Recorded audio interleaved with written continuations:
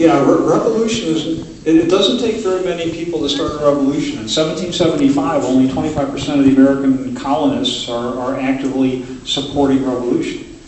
50% don't care one way or the other 25% are loyalists. So that's a conventional type of a revolution. But it's different. When you become a revolutionary, you commit yourself to losing everything you own and getting killed. It's not very attractive. So revolutionary causes tend to start small. They tend to grow. They never seem to be a huge number of people. Probably Mao Zedong and the Chinese communists being an exception, but that's a conventional war toward the end. Thank you.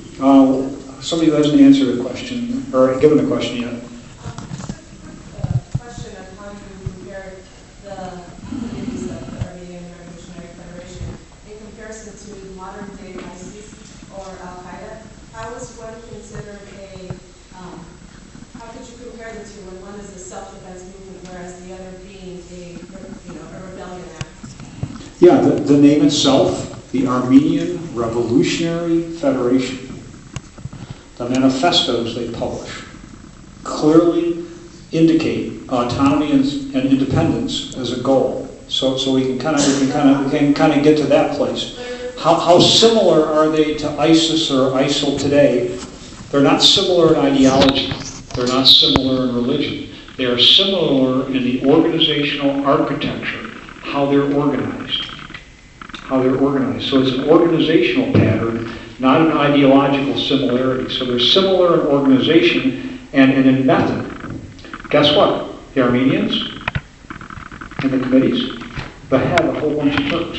There are photographs in the Turkish archives of tables like this with Turkish heads lined up like pumpkins. And there are pictures of Armenians' heads lined up like pumpkins. It's not systemic out there. It's episodic, but they both do it. And there are the pictures to prove it. Most fighting men in the Islamic State don't behead anybody.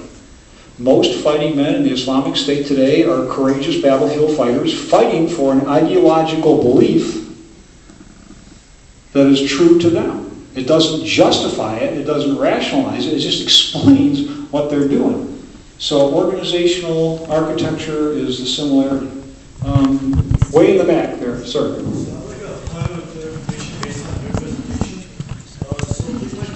Jackson was a U.S. consul in Aleppo at the time, 1950, and he's well known for being a witness to the Armenian genocide. And he personally wrote pamphlets that he gave to Henry Morgenthau, which is what Henry Morgenthau based his writings on. And he pretty much said that most of his writings are flat wrong. So are you implying that Henry Morgenthau's accounts from eyewitnesses are wrong? All the consulates, Germans and the Americans, the British and French are gone, and the Russians, because of course they are fighting the Turks. The consulates send in lots of reports about massacres. There are lots and lots of criminal acts, beyond counting. Rape, murder, brigandage, stealing, taking orphans and giving them to Turkish families to become Muslim Turks. All that happens. It's well documented. Is it genocide? Is it genocide? No. And, that's the question. I don't have an answer for that. I can tell you these people are prey for criminals. There's a convoy going through my town. There's no guards. They've got all their valuables. Lots of pretty girls. Are those convoys taken advantage of because they're Armenians or because they're prey? I don't know. I honestly don't. I don't think anybody knows. We do know for a fact that anywhere from 100 to 350,000 Armenians, mostly women, kids, and elderly, are taken advantage of and don't make it out of this. That's a fact. I've said that over and over here. The archives prove that. The thing I write about is government policy. At the highest levels, how does the policy evolve based on what the decision makers know at the time? So, yes, sir, at the back, right there. You're all talking about the statistics about Armenians, how many Armenians killed. Is it 300,000 is 1.5. Do we have a statistic of Muslim Turks died during this tough period by ancient Armenians? That's a great question. Most of the Turkish histories today present the fact, as they see it, that more Muslim Turks die at the hands of Armenians than Armenians die at the hands of Muslim Turks. It's a popular thesis in Turkey. I don't think it can possibly be true. Personally, I'm guessing. I don't know. What I do know is that thousands and thousands of Muslim Turks are killed in these back and forth exchanges between the groups. Is it a number that exceeds the Armenians? I don't see how it possibly could be. But that's not to say it's a small number. It's a large number. We just don't know. Somebody else, is there a person who hasn't asked a question? Have you asked a question yet? In the back. Have you heard Justin McCarthy, that he's a historian and Princeton University, he wrote that book about detail of Armenian work in 2015. And after reading his book, and listening to the presentation, it's a parallel to it. But I do come somewhat question in my mind that Russia was using the Armenian and all the time that by having that idea from Justin McCarthy, that where they were when the Armenians were exiled at that time. And British signed agreement with the Ottoman Empire to have all the Bosphorus benefits, and invaded Istanbul literally with the Ottoman Empire. And then the Russians' focus is turned into the British. I think, I don't know, it's your opinion I'm asking, it was a Russian and British war, and they're using Armenian, and then the Ottoman Empire's crumbling and a sick man at that time. What do you think about this? Justin McCarthy is a demographer. He's a historian of demographics. I know his work. I know him personally. I think his work is generally reliable. On the Russians and the British, what would you think today if Israel and Iran all of a sudden became allies? Can you imagine Israel and Iran becoming military allies? That's what happens with the Russians and the British. They've got a 100-year history of antagonism and wars in Asia called the Great Game. Yet in 1908, Russia, the British and the French formed the Entente Cordiale. And all of a sudden, every Ottoman idea about national security goes out the window because their enemy is now allied with one of their friends. So it's a complicated diplomatic thing that occurs. It destabilizes every Ottoman war plan. It destabilizes every Ottoman idea about how to move against any possible threat from an external great power. I'm not sure I answered your question. I hope I did. When exiled, when Armenian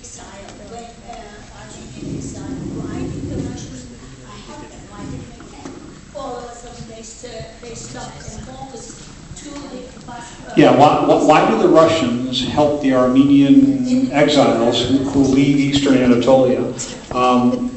Let me just summarize it. The enemy of my enemy is my friend.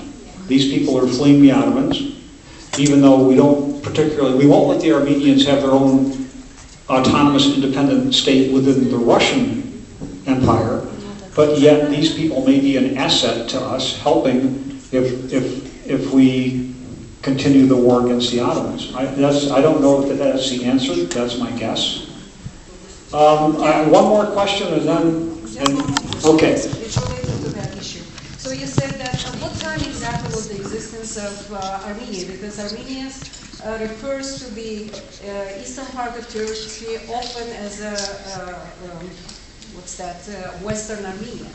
So they are talking exactly about that area that you mentioned in your lecture, that it was the for the short, brief time during that. Okay, what's your question? I'm not sure. My question is just give me the time frame of the existence of that Republic of Armenia in the borders of Kars, Rum, and I'm not sure exactly. I never. Yeah, modern Armenia is not the historical Armenia. Neither is it the area that the ARF thought should be Armenia. So there are different opinions as we go through time as to what Armenia was, what it could have been, and what it is today. The modern republic is, as you know, part of what used to be the Soviet Union.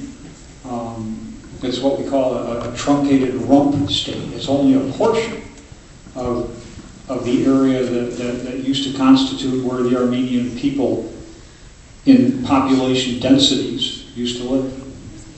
And with that, okay, one more question. Sorry. What I want to understand is you mentioned about the Armenians' relocation going to the desert. 350,000 of them, right?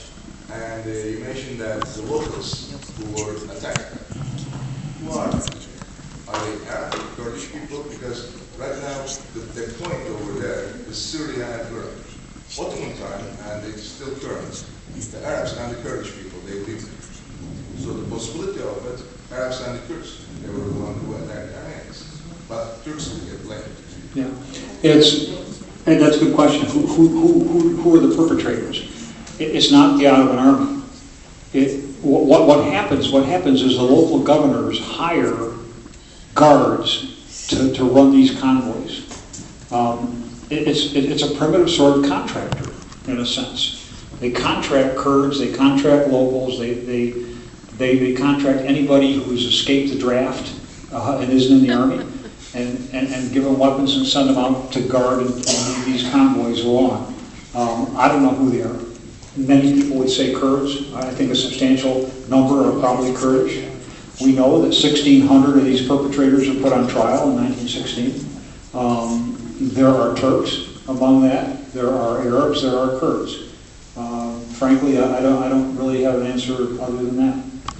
One more question, and then I'm okay. I have read a book from Frederick Brunavit and colonel British colonel rise from some parts in 1875. Do you know anything about the book Horseback on Education? There are Spy on British. Yeah,